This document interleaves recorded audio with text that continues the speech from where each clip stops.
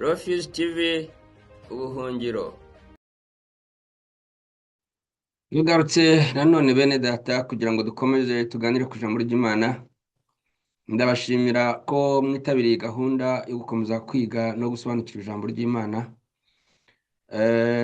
Turacyakomeza kubereka ukuntu isezerano rya kera ryavuyeho, kandi ko isezerano rya kera hari ukuntu kwinshi Yesu yagiye avuga ko ibyaryo biri kurangira cyangwa byarangiye, bityo abantu bakaba bari bakwiye gushimikira no kwinjira mu isezerano rishya, bakabaho kandi bakabeshwaho no kwizera, ntibabeho cyangwa ngo babeshweho n'imihango n'amategeko n'ibindi byose byo mu isezerano rya kera. Uyu munsi tugiye kureba dusubiye mu nyigisho, ariko ndabereka urundi ruhande ntaberetse ejo. Tugiye gusubira muri Luka. Ubushize twari twasubiye muri Matayo, ariko ubu noneho ngiye gusoma muri Luka. Ndasoma muri Luka 5, nzo no gusoma muri Matayo 13 umurongo wa 49 kugera ku 52. Duhere muri Luka twihuse 5 umurongo wa 36. Ngo abacira umugani ati, nta muntu utabura igitambaro ku mwenda mushya ngo akidode mu mwenda ushaje. Ugira atyo yaca wa wundi cyadozweho, kandi igitambaro atabuye ku mushya nticyahwana n'ushaje. Kandi nta muntu usuka vino y'umutobe mu mifuka y'impu ishaje. Uwagira atyo vino y'umutobe yaturitsa iyo mifuka, vino igasandara hasi n'imifuka ikononekara. Ahubwo ibikwiye ni ugusuka vino y'umutobe mu mifuka mishya. Kandi nta muntu wasomye vino ihiye washaka idahiye, kuko agira ngo ihiye niyo nziza. Ahangaha hari ibintu bishya byongereyemo bitari biri muri Matayo. Muri uyu mugani uribuka ko yawuciriye abafarisayo, akawucira n'abigishwa ba Yohana Batista, ariko hari ikintu hano cyongeyeho. Mu guhindura vino bavuze umutobe clearly, bavuze ngo vino nshya, ngo vino y'umutobe, ngo ntabwo umuntu ayisuka mu mifuka ishaje. Ngo wagira atyo umutobe yaturitsa umutobe waturitse iyo mifuka, ngo vino igasandara hasi. Ngo ahubwo ibikwiye ni ugusuka vino y'umutobe mu mifuka mishasha. Hano kuri vino reka ngusobanurira akandi kantu. Ndabizi yuko kubwira abarokore ikibazo cya vino ko ari inzoga ni hatari, ntabwo bapfa kubyemera. Ni vino ari umutobe nta gazi irimo, umutobe nta alcohol irimo. Ntabwo umutobe ushobora kuwushyira mu kintu ngo gitumbe kirinde guturika. Iyo iriya bita vino y'umutobe ni vino irimo alcohol, ni inzoga. Niyo mpamvu yishyize mu mifuka ishaje iratumba, igashwanyuka, igaturika. Icyo nagira ngo ngisobanure, nta vino y'umutobe ibaho. Nubwo nzi ko ababitraduje bo niko bashakaga, bagira ngo bazabwire abantu ko hariho vino y'umutobe. Umutobe w'umuzabibu ubaho witwa umutobe nyine, ariko ntabwo uba ufite gaze byatuma uturitsa impago. Akandi kantu gashya kari muri aka gace ni hariya ku murongo wa 39. Kariya gace ntabwo kari muri Matayo, kariya gace kari muri Luka gusa. Kavuga ngo nta muntu wanyoye vino ihiye. Ni ukuvuga vino ihiye ni vino nyine, ikintu cyitwa vino cyose kiba kirimo alcohol. Ngo washaka kugira ngo anywe vino idahiye, ngo kuko ngo avuga uwo muntu wanyoye vino ihiye, ngo vino ishaje ihiye niyo nziza. Vino yengwa gute? Ihinduka inzoga gute? Bigenda gute? Vino ni ikinyobwa batara kikamara imyaka myinshi.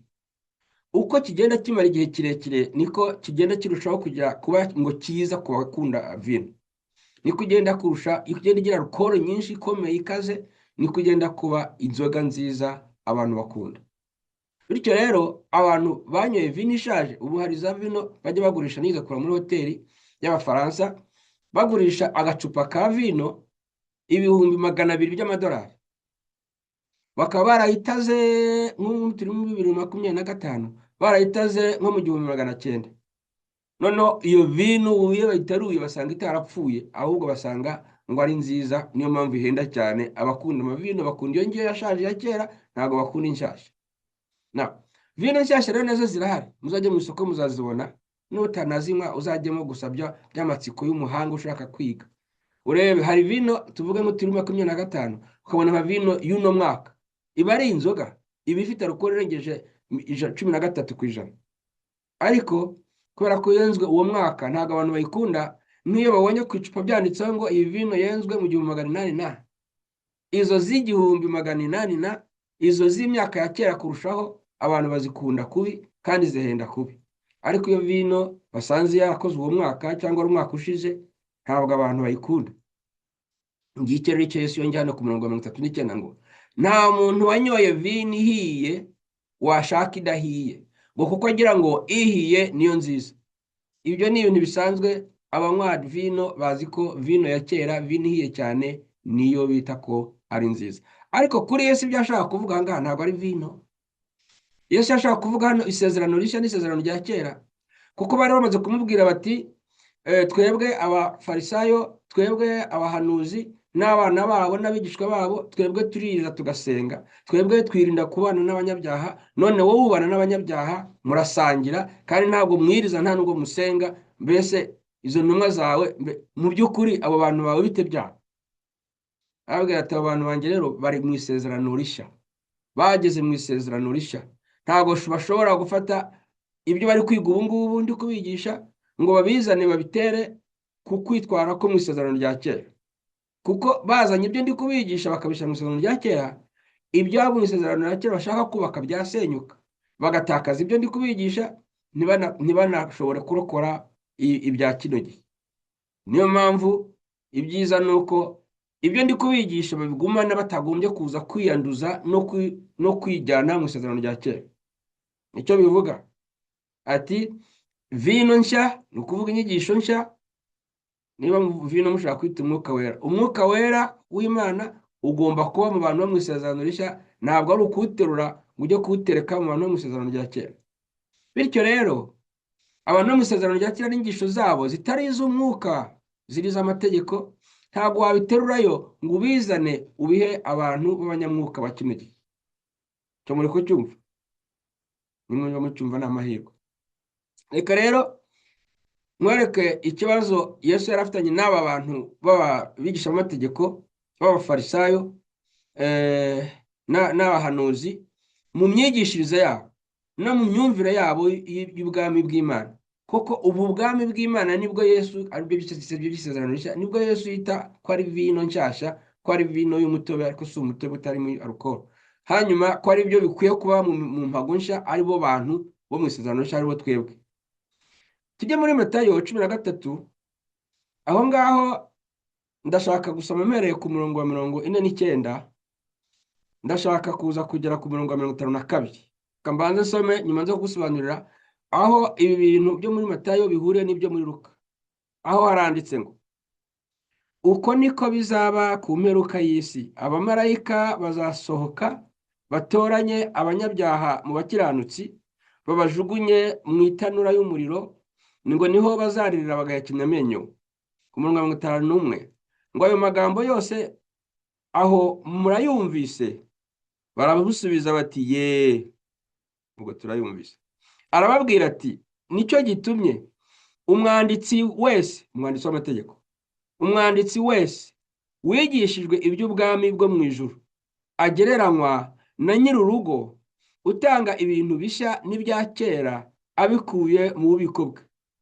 Aka kantu reka mbanze gasubiremo wumve ibyo avuze naho bihuriye na biriya byo mu isezerano rya kera bya divayi nshya idashyirwa mu mpago zishaje, cyangwa se by'umwenda mushya udaterwaho ikiraka, ku mwenda mushya udaterwa ikiraka cyangwa ku mwenda ushaje. Aho bihuriye n'ibi ngibi, arababwira ati nicyo gitumye umwanditsi wese, umwanditsi w'iki? Umwanditsi w'amategeko. Amategeko yahe? Yandi abafarisayo bakurikiza, yandi ya Mose, ngo wigishijwe iby'ubwami bwo mu ijuru. Ni ukuvuga umwanditsi waje kuba mu ntumwa za Yesu Kristo. Buriya wari uzi yuko Yesu atigeze na rimwe atumira abafarisayo ngo abagire abigishwa be? Hari ahantu umufarisayo yigeze kumubwira ati none se nanjye reka ngukurikire. Yesu aramwangira, kandi amaze kumwangira abwira nyuma undi muntu bari bari kumwe aho ngaho ati wowe nkurikira. Impamvu yatumye Yesu yahingara abafarisayo n'abanditsi kubatoramwo ngo babe intumwa ze, dore ngiki aravuga ngo uwo muntu w'umwanditsi w'amategeko cyangwa umufarisayo cyangwa ziriya ntumwa nka Yohana Batista n'abigishwa be, ngo uwo iyo bamwigishije iby'ubwami ngo wamugereranya na nyir'urugo. Ni ukuvuga umuntu ufite urugo aba afite ibintu mu nzu ye, ngo utanga ibintu bishya bihe ibyo mu bwami, ngo ariko akabivanga n'ibya kera. Ibihe byo mu isezerano rya kera bitari byo mu bwami, ngo abikuye mu bubiko bwe. Ni ukuvuga ngo inyigisho z'isezerano rishya z'ubwami bw'Imana zimuha ibintu ashyira mu bubiko bwe, ashyira mu mutima we, mu bwenge bwe, muri we ubwe, kuko niwe bubiko, niwe nzu. Noneho ariko ibyo ngibyo bigasangamo yari asanganywe amategeko ya Mose, yari asanganywe imihango yo gusenga no kwiriza, yari asanganywe bya bindi byose by'isezerano rya kera. Agatunga byombi rero, agatunga iby'ubwami, agatunga n'ibyo mu isezerano rishya.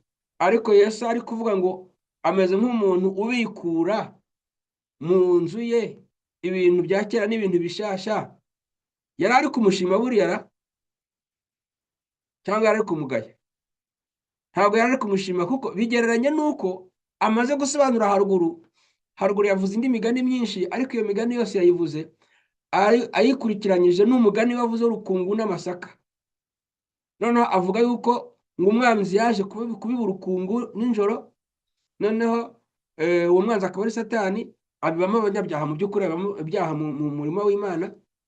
Noneho akurikizaho imigani ivuga ngo abamarayika igihe cy'imperuka bazaza ngo base nk'abaroba, barobe bakubita urushunduro rwabo, ngo umuntu urobye amafi ngo aragenda ngo akamara kugira umusozi, ngo akarobanuramo ameza akayabika, akayashyira ngo ku mbehe, ku Kinyarwanda bavuze ku isahani cyangwa akajya kuyateka.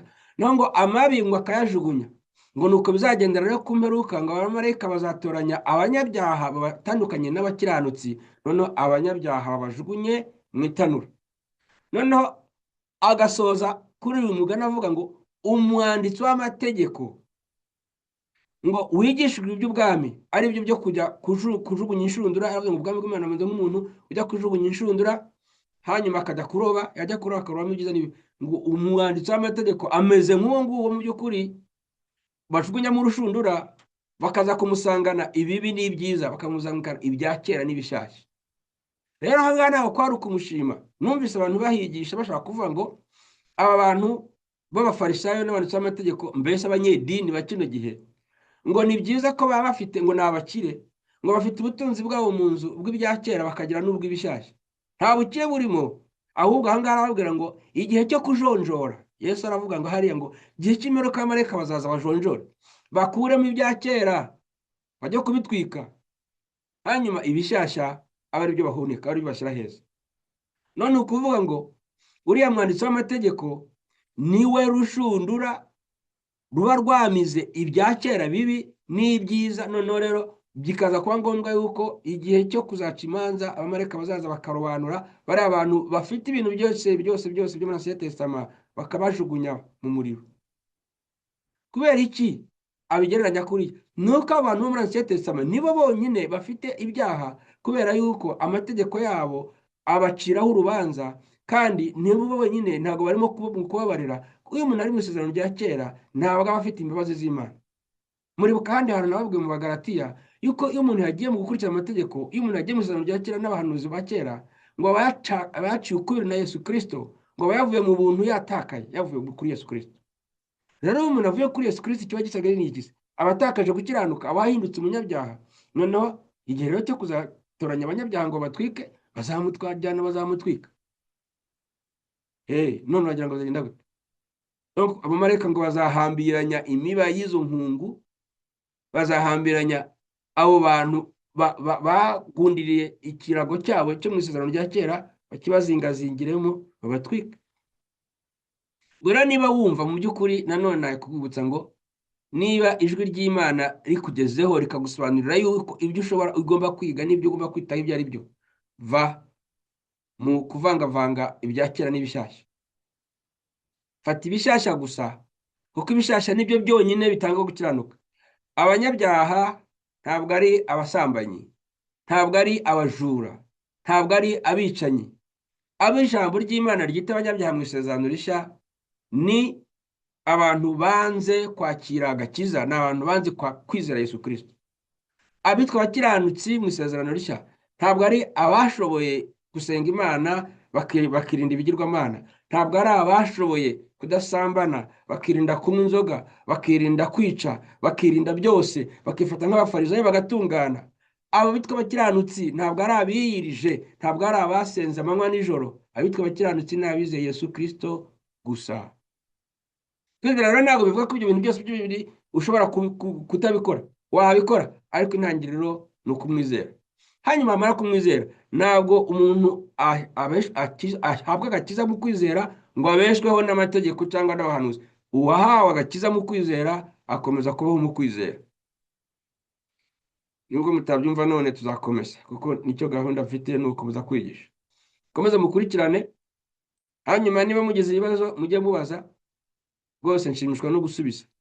Hari nubwo mubaza ibibazo bigatuma nanjye menya uburyo bwiza bwo kwigisha, kuko hari ibibazo byinshi mubaza nanjye bikanyigisha. Ntabwo mfite umutwe umwe ngo umutwe umwe wifasha gusara, nta kindi. Ariko iyo hagize umuntu ucalenjinga inyigisho zanjye akambaza ikibazo, rwose njye nyakira neza, kuko ya challenge ngewe ndagenda nkajya kureba igihe gitumye uyu muntu abyumva gutya uko ntabisobanuye ni ukubera iki.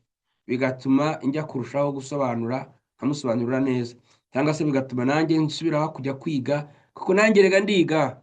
Abafaransa baravuze ngo nta muntu wigisha ngo ubwenge bungana n'ikiganza ngo atabanje kujya kureba ubumenyi bungana n'ukuboko.